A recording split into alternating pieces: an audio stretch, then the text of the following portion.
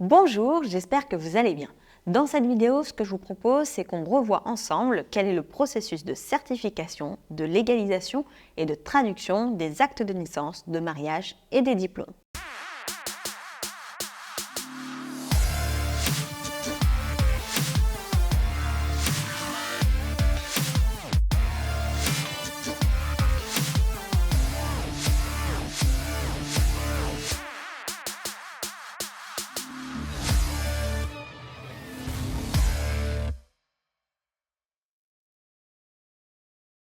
Je vous avais déjà fait une vidéo à ce sujet il y a très longtemps sur ma chaîne.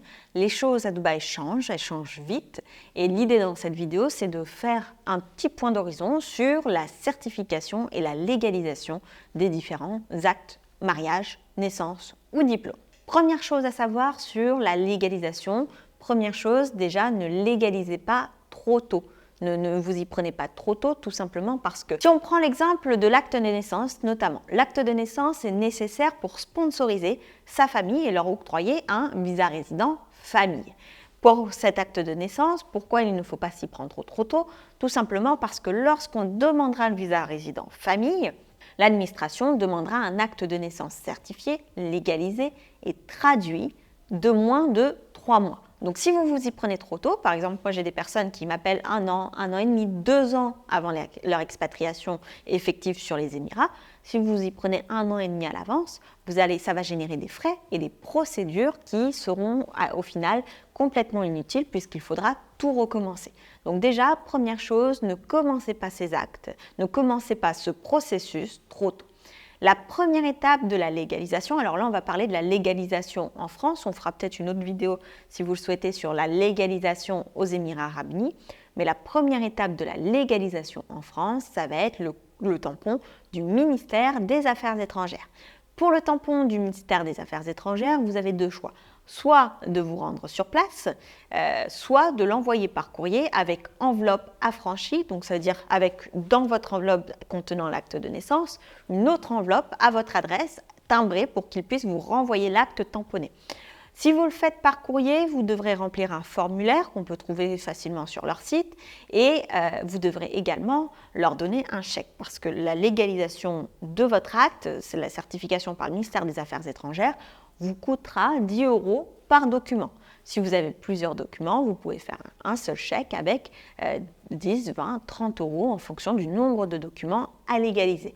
Donc, première étape, légalisation par le ministère des Affaires étrangères et plus précisément par le bureau des légalisations.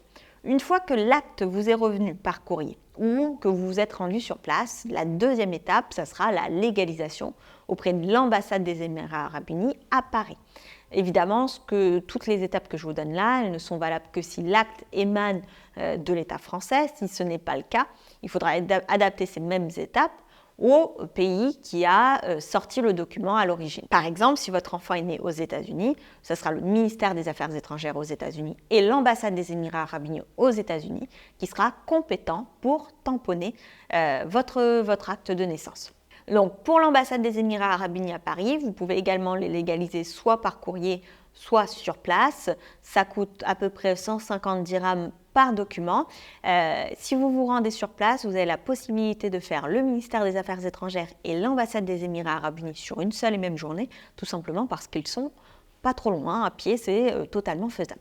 Enfin, une fois que ces actes ont été certifiés par le ministère des Affaires étrangères, légalisés par l'ambassade des Émirats Arabes Unis, vous venez avec le document sur le territoire des Émirats. Une fois que vous êtes sur le territoire des Émirats, vous allez vous rendre sur le site du MOFAIC pour demander la dernière légalisation, le dernier coup de tampon du MOFAIC sur votre document. Pour faire attester votre document par le MOFAIC, il suffit de se rendre sur le site du MOFAIC et sélectionner attester un document officiel, puis sélectionner le fait que ça a été déjà certifié et légalisé au préalable par le ministère et l'ambassade des Émirats Arabes Unis de votre pays d'origine et qu'il s'agit de la dernière légalisation qui se fait sur le territoire des Émirats Arabes Unis. Pour cette dernière légalisation, il faut compter à peu près 150 dirhams pour le document, plus 40 dirhams de frais de service, parce que les services du MOFAIC vont venir à votre domicile ou à votre bureau, récupérer le document, aller le faire légaliser et ensuite vous le remettre.